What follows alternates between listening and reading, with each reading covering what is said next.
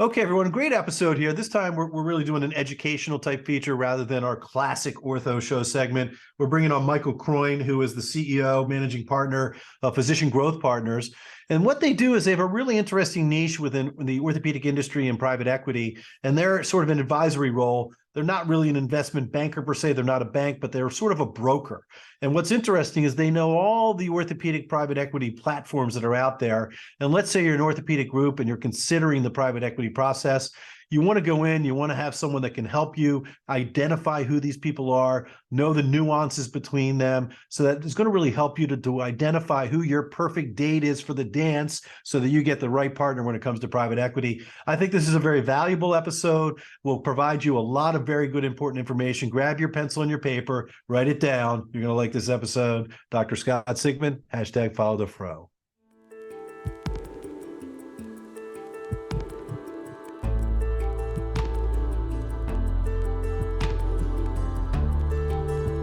From Medical Media, this is The Ortho Show.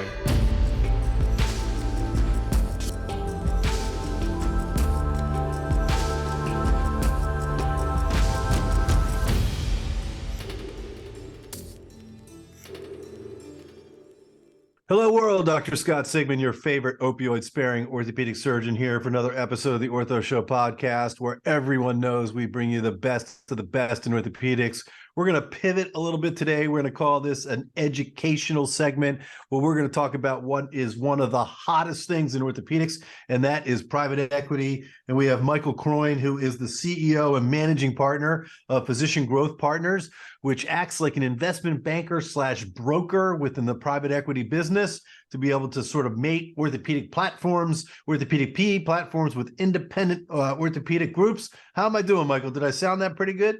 I think you hit the nail on the head there. All right, fantastic. Well, it's great to have you on. We greatly appreciate it. I know that you guys are based out in Chicago. Is that correct? Yeah, that's right. All right, terrific.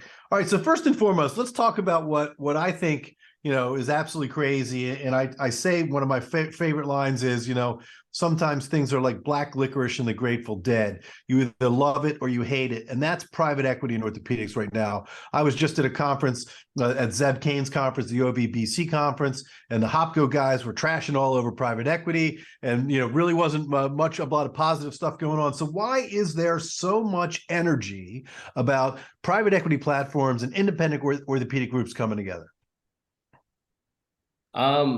Look, I think from my perspective, practicing medicine today is a lot harder than what it was yesterday. And at the same time, practicing medicine tomorrow will be a lot harder than what it is today. And if you're an independent physician or independent surgeon, at the end of the day, there's a lot of headwinds coming your way that are putting pressure on the independent doctors, right? You have the hospital systems that are multi-billion-dollar organizations that are ultimately employing orthopedic surgeons and ultimately have leverage within the realm of the market when it comes to independent docs. You also have payers within the market that continue to push pressure on independent doctors where reimbursement rates aren't going back up, right? So the scenario here, outside of the economics, et cetera, but the scenario here that I view on why private equity in orthopedics can ultimately drive, let's call it representation to independent docs, is because you finally have independent doctors now can have a backbone where they can have some financial support behind them to be able to take on the multi-billion-dollar organizations in front of them. Right. All right. So, yeah. So that's very interesting. So here in Massachusetts, for example, the Mass General and the Brigham decided they wanted to save the healthcare system money. And they put together $2 billion to plop down ASC and outpatient centers directly next to the ones that already existed into the community because they recognized that the world's moving towards ASCs. Well, fortunately for us, it was blocked by the Attorney General, and that didn't happen. But those are the types of headwinds that you're talking about that we see. And so you're going up against, as you said, large hospital groups, insurance groups. Do you have the financial backing to be able to make decisions that can propel you? All of these things are part of the reasons why people consider private equity. Right. Yeah, no, and I'm with you. I think, look, at the end of the day, you should, when you're thinking about doing a transaction, with private equity, you got to think about it from, I think, three perspectives. Number one, and I think first and foremost, the most important, is the ability to maintain the clinical autonomy that you've had historically going forward. Number two is making sure that the partner that you do a transaction with actually ultimately can provide you the resources and the capital and ultimately empower your organization to continue to grow. If you don't find that the partner that's sitting across the table is going to be able to actually help you, then we would be the first one to say, hey, it probably doesn't make sense to do the deal. And then I think, look, at the end of the day, the third component, and that's the elephant in the room, is the money, right? The economics. The economics do need to make sense. But at the end of the day, my position here is number one and number two needs to be checked first before just thinking about it as a way to make a level of achieve an economic event or some sort of succession plan. Yeah, so let's break that down. So let's go for the first one. So clinical autonomy. What I would say, which is super important, again, my group, we have a little bit of a bias. We joined the Spire orthopedic platform a little over a year ago, was really the idea of corporate practice of medicine, right? You know, can these groups come in, these financially backed groups that come in with private equity, come in and tell you how to practice medicine? You got to work more hours. You know, we're going to take away your nurse practitioner. You can't use that cortisone shot. And I think that's super important that you identify and make sure that in the operating agreement, right at the very top, is that, you know, the physicians will continue to maintain, you know, clinical autonomy to make decisions about medicine on a daily basis. So thrilled and agree with you 100% on that. The resource thing makes a lot of sense too, right? You want to add additional doctors. Maybe you're missing some ancillary services. And then I think the third thing is super important, which is to monetize your practice, right? Most other, you know, practices when they're done, whether you're a lawyer or accountant, you sell your practice when you're done. You move on, you give it to somebody else, right? We would just typically walk away. So let's talk a little bit about specifically, you know, what your role is, right? So I understand you've got the private practice groups who are considering sort of going to a platform. You've got the private equity backed orthopedic platforms that are there. Right. You know, you've got attorneys that are going to represent both sides to make sure that all the lawyering stuff gets done. So tell us, what exactly are you guys doing at Physician Growth Partners that's important for us to know about? Right. I think the first and foremost, the most important thing that we do is ultimately bring all of the relevant groups to the table to allow our clients to be able to explore all their options before choosing a partner. At the end of the day, you really have one shot at this, right? And once that deal is done, you're married, right? And it's very tough to get a divorce from that marriage. So what we ultimately do as advisors is we represent the founder-led group in a way that they have the opportunity to explore all their options and put them in the position to make the best decision on which group is going to be the right cultural fit for them. Because at the end of the day, private equity is not created equal. Every group that's out there, whether it's Ortho Alliance, Growth Ortho, Spire, Aligned Ortho, et cetera, they do have a slightly different model, right? Depending on, do they have a, let's call it a strategy around building density across a region? Do they have a national strategy? Do they have a strategy around, hey, let's integrate all of the practice management and EMR software, or are we going to let each region have their own? Do they have a strategy around, hey, we're very focused around, let's go after all the big groups that are out there and then put them all together? Or are we kind of looking at this as, hey, a buy and build within a market? So long story short, every group is very different. And what works for you may not be the group that we represent, what would work for the group that we represent in Austin or what we're working with in the Midwest, et cetera.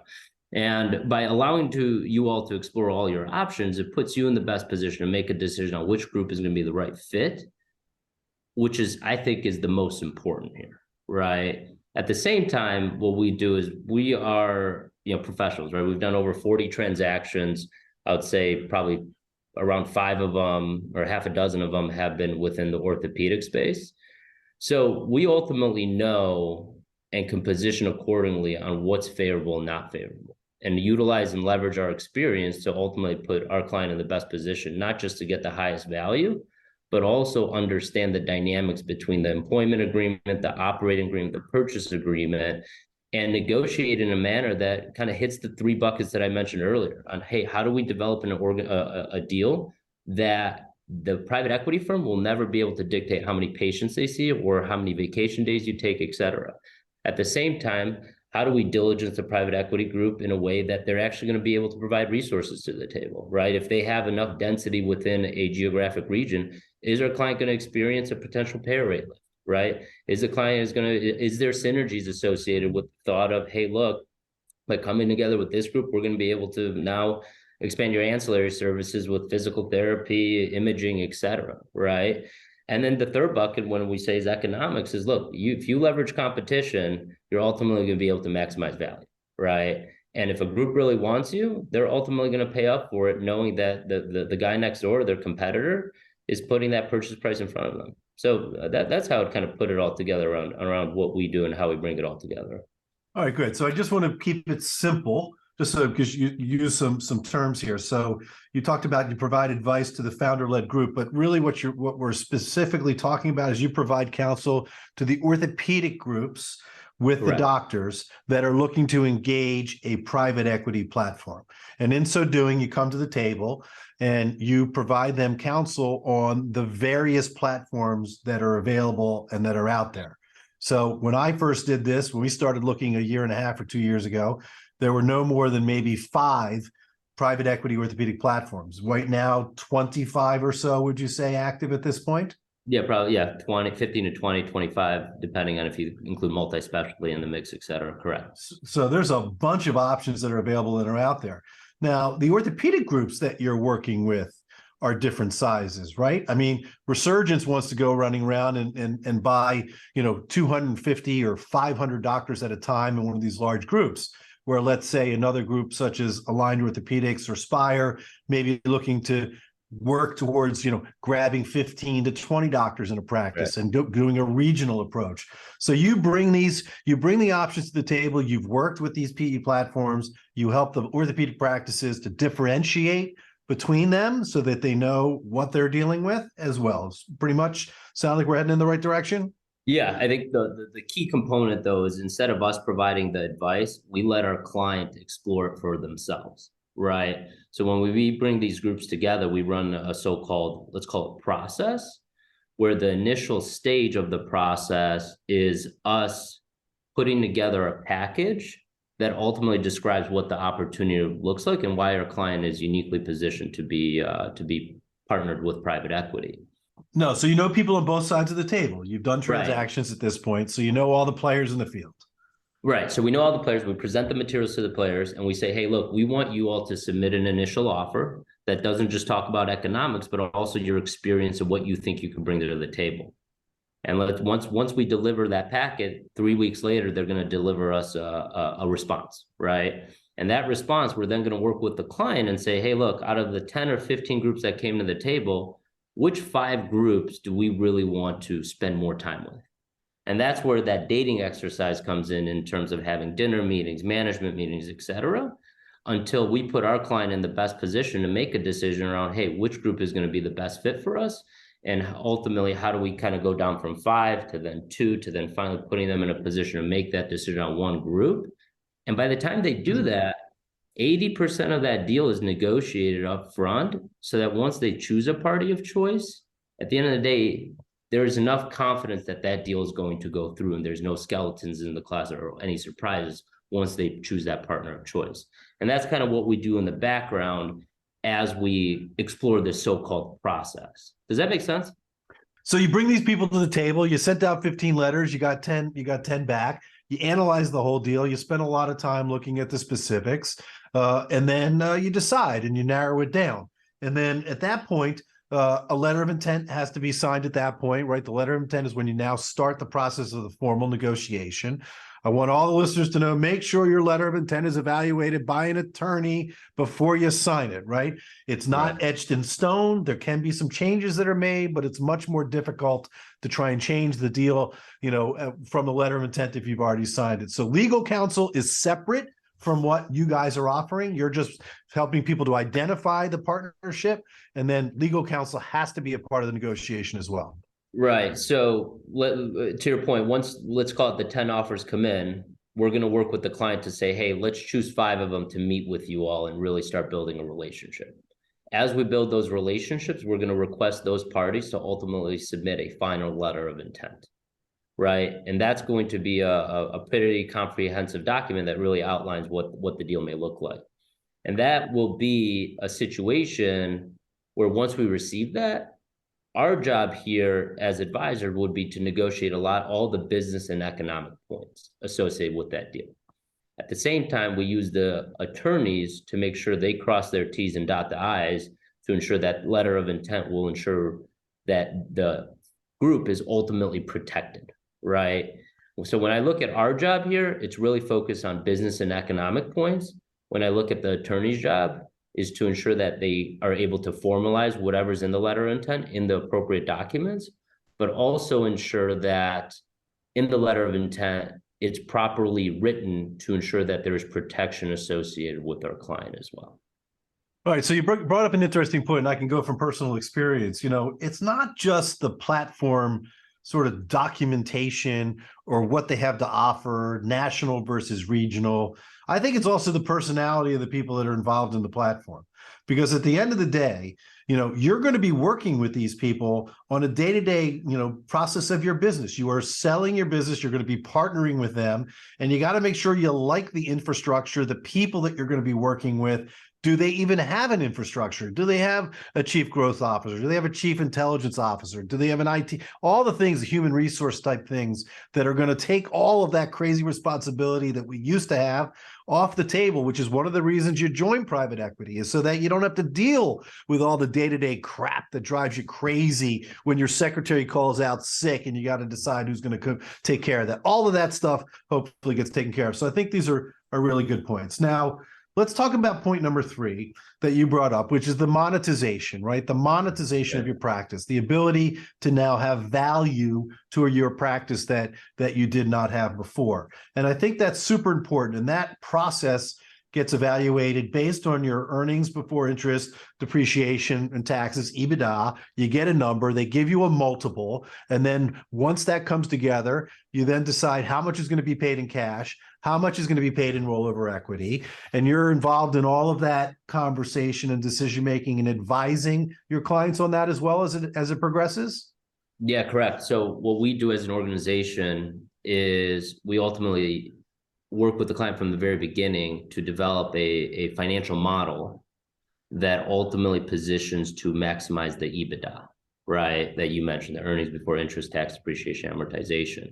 And that EBITDA calculation is an interesting, let's call it calculation, because it's somewhat subjective. At the end of the day, what's unique about this marketplace is not only can you get credit for the historical adjustments or one-time events, you can also position to get credit for any of the initiatives or investments that you've made in the recent months or the coming months, right? Whether it's a new location, whether it's bringing on a couple new providers, whether it's adding on an ancillary service that you historically didn't provide, et cetera.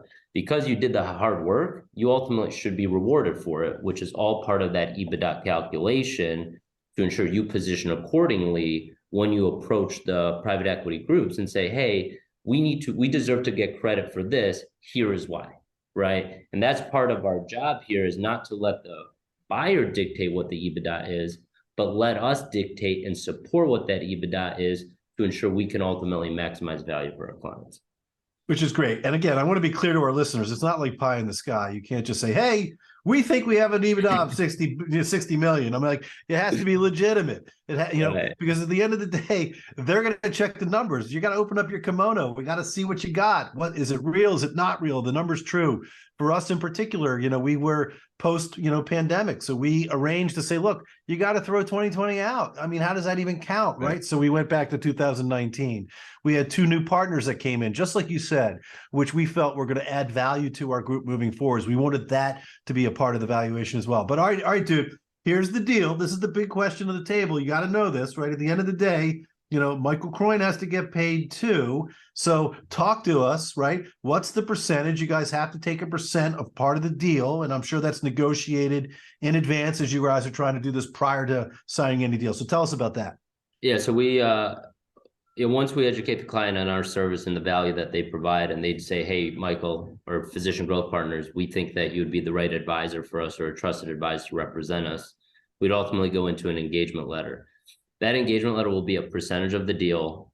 We put our money where our mouth is. We don't have any sort of stipend or hourly rate or any sort of monthly retainer, et cetera. Our alignment is strictly on getting that transaction done. The fee percentage is ultimately dependent on the size of the deal, right? And there's, sometimes we do a flat fee. Sometimes the clients like to have, hey, let's do some sort of tiered approach or something in between. But at the end of the day, our model and our strategy is ultimately how do we completely align with our client and ultimately only get paid if we're successful in representing them in a transaction process. So unlike the attorneys who get paid for every word that they speak or every letter that they've written down on a piece of paper or one of their associates. Or an extra sentence that they have. Right, exactly. You guys you set this at the front. Everybody knows what it is. It's transparent. This is what you're going to pay us. And if the deal doesn't go through, Michael Kroin doesn't get paid. Correct. All right. So there's obviously a lot of reason and rationale to make sure that you help get the deal done. So one of my questions is, it seems to me, with the investment bankers, the brokers such as yourself that are brought into these deals, it's typically the larger private equity transactions. There's a lot of people at play here. But tell me, you've done 5 or 6 of these deals. Tell us about the size of the practices, the orthopedic practices that you've dealt with. I think that would be important for our listeners to know. Right. Yeah. Look, our model and our strategy is ultimately, are we able to create value for our client? Right. And if we are, we're seeking to win that mandate, win that engagement. From a size perspective, we've done deals as low as probably $2 million in EBITDA in ortho, and we've gone up as close to $10 million in EBITDA in ortho. From a broader perspective, similar like orthopedics, like in urology or gastro, et cetera. We have groups that are closer to $15 to $20 million in EBITDA. But at the end of the day, our model and our focus and our strategy is, hey, look, are we in a position to help our clients or help these independent physicians or orthopedic surgeons in a way to create value, not just from an economic perspective, but also from putting them in the best position to make a decision on a group that would be their partner. Because you really can't unwind that. It's such a big decision, such a big point. And how can you add professionals and resources on your side to ensure you're making the right decision and you're not leaving any money on the table here? I think those are incredibly important points. It's very difficult because, once you get to the second and third bites, the operating agreements, the agreements that you've negotiated carry with you moving forward. They protect you when you go through the second bite, so they can't change your RVUs and the clinical decision-making, all that. Make sure it's right on the front side. So I'm going to ask you to bring out your crystal ball here, man. Make a little prediction for us in 2023. Is orthopedics and private equity going to increase, or is it going to go away? Where do you see the demand? So I think at this point, as you mentioned, we have 20-25 private equity backed platforms in orthopedics. I don't see many more new established private equity backed platforms coming onto the table, right? I think there's a lot of already competition between the private equity world private equity backed orthopedic groups competing for the same assets. So we're going to see, and what I foresee seeing in 2023 is a lot of consolidation and growth within the portfolio company of the private equity group, like the Spires, Ortho Alliance, Growth Ortho, Unity MSK, et cetera. What you're going to see is a lot of those private equity backed strategic groups or private equity backed orthopedic groups going after and trying to consolidate and either build density, seek to enter into new markets, or ultimately focus in on positioning themselves for that second bite. What's interesting about orthopedics, right? It's still very early on, right? People always call about innings or however you want to call it. But at the end of the day, where we are now is there's a lot of the transaction happened in like 1920s, 2021, there were several. So when we go into 2023, 2024, private equity's holding period is really 3 to 5 years, right?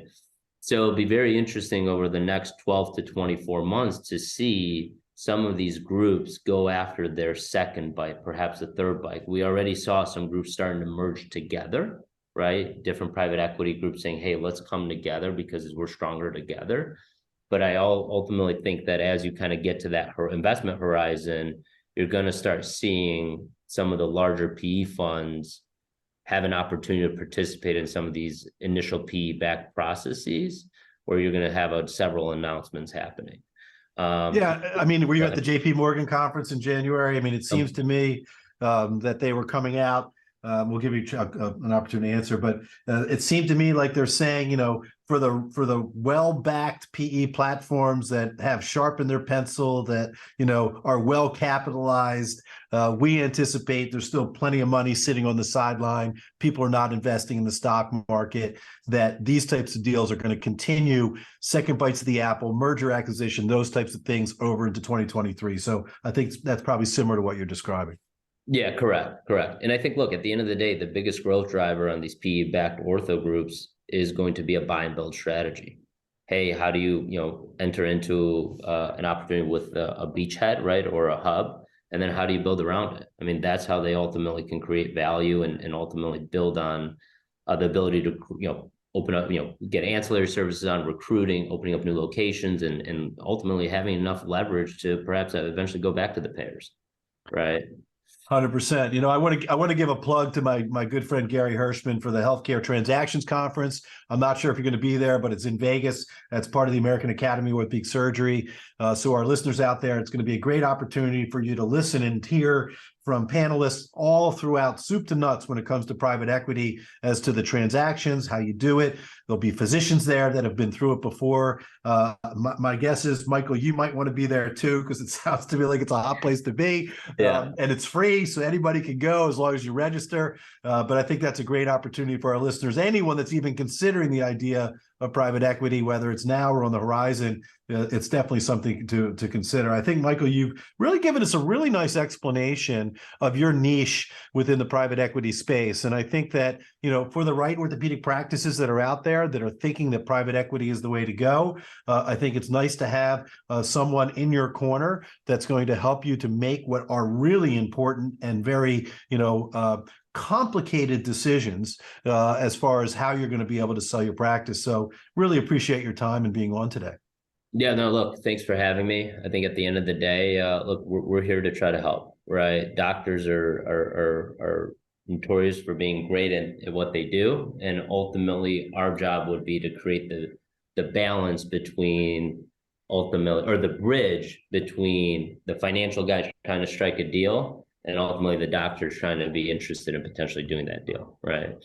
And make sure they're properly represented. Yeah, no, I think that's really a really valid point. Really super happy you came on. You really have brought some really valuable information to our listeners. It's been a pleasure having you on, Michael. Thanks so much. I appreciate it.